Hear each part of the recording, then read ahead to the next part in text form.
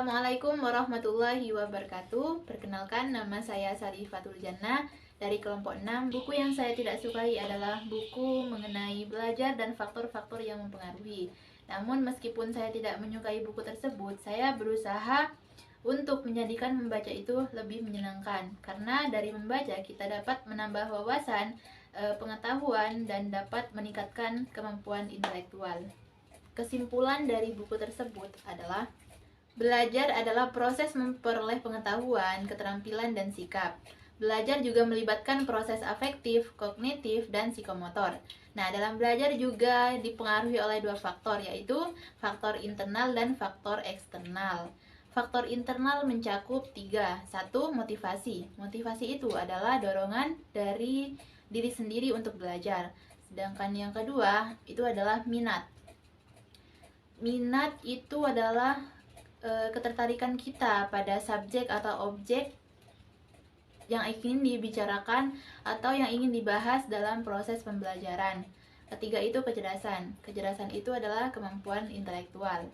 Faktor yang kedua adalah faktor eksternal yang mencakup 3 aspek. 1 adalah lingkungan, lingkungan dalam belajar. Yang kedua adalah ketersediaan sarana dan prasarana, dan ketiga adalah sumber belajar yang mencakup buku, teknologi, ataupun sumber lainnya. Adapun tujuan dari proses belajar dan pembelajaran yaitu untuk meningkatkan kemampuan dan untuk mencapai kesuksesan. Baik, sekian dari saya, kurang lebihnya mohon maaf. Wassalamualaikum warahmatullahi wabarakatuh. Assalamualaikum warahmatullahi wabarakatuh. Saya Mahandika Reza Maulana. Di sini saya akan menceritakan sedikit tentang apa yang telah saya baca, yaitu cerpen yang judulnya Senyum Karyamin karya Ahmad Tohari. Nah, langsung saja di cerpen tersebut diceritakan bahwa Karyamin itu merupakan sosok sederhana yang selalu bekerja keras demi memenuhi kebutuhan keluarganya. Walaupun di dalam cerita tersebut pada saat itu Karyamin itu sedang mengalami sakit, tapi dia itu tetap terus bekerja dan menutupi rasa sakitnya dengan senyuman.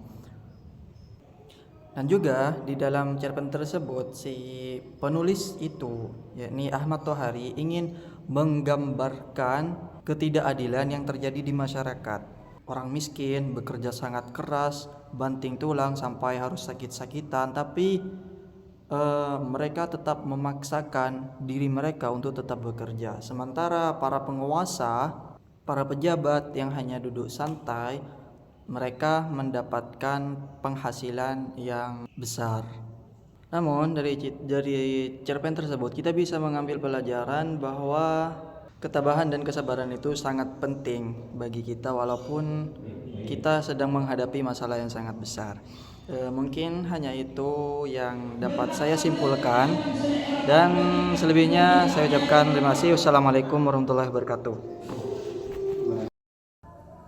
Assalamualaikum warahmatullahi wabarakatuh. Perkenalkan, nama saya Abelia Nur Hikmah. Saya di sini ingin sedikit memaparkan tentang hasil bacaan saya dari buku yang berjudul Barbie Kultur. Nah, seperti teman-teman ketahui bahwasannya Barbie ini mempunyai ciri khas atau icon yang cantik, terus juga glamor dan elegan, dan tanpa kita sadar itu akan menjadi tolak ukur atau kesempurnaan bagi wanita. Selanjutnya, sosok Barbie ini itu mempresentasikan banyak status dalam masyarakat dengan gayanya yang feminis, glamor, dan elegan. Itu akan menjadikan Barbie itu sebagai ikon gaya hidup. Nah, dengan adanya hal ini itu akan dijadikan sebagai sebagai budaya konsumerisme.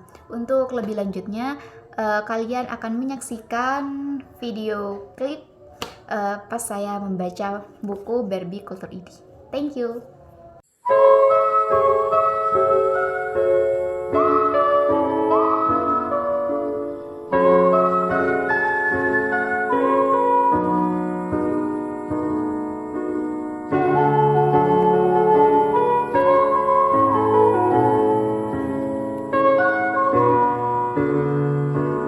Assalamualaikum warahmatullahi wabarakatuh. Sebelumnya perkenalkan, nama saya Nurman Alvin Baris.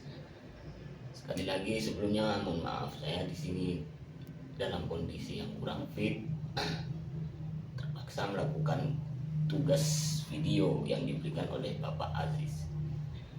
Di sini saya akan menceritakan sebuah kisah cerpen karya Di sini saya akan menceritakan sebuah cerpen yang berjudul Robohnya Surau Kami, karya A.A. Nafis. Dalam cerita cerpen tersebut, ini mengisahkan seorang kakak penjaga surau bernama Haji Sidi yang rajin beribadah namun merasa hidupnya sia-sia. Dalam perbincangannya